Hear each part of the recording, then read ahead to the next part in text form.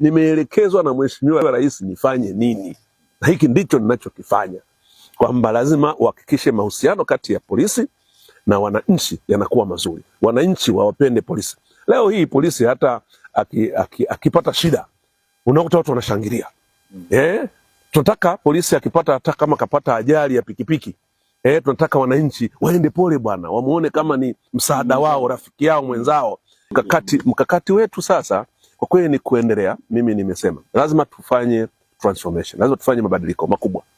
Kwanza mabadiliko ya kimfumo, lakini pili mabadiliko ya kiutashi. Kwa mfano training zetu za jeshi la polisi lazima tuziangalie, kwamba hivi tuna train watu wanapokwenda kule kwa wananchi, tunawatrain waende wakapambane na wananchi au tunawatrain waende wakawalinde wananchi.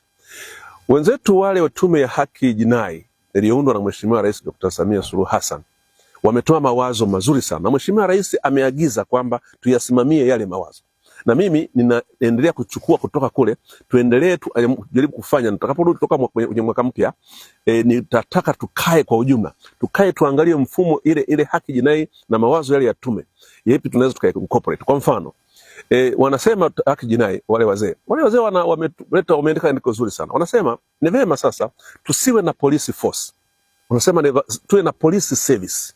Unajua ikiwa force, ujeshi unakuwa mwingi, nguvu inatumika. Tunataka police service ili iwe ni huduma ya kipolisi ya kulinda raia na mali zao, lakini ni huduma, ni huduma, wanatoa huduma.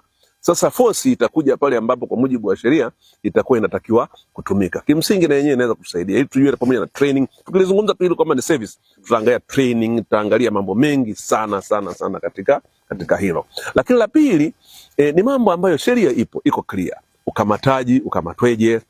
Unakwenda kumkamata mtu ana kesi ka misdemeanor. Maana katika sheria tuna kesi za tofauti. Kuna kesi felon ni kesi kubwa, na misdemeanor ni kesi ndogo ndogo tu.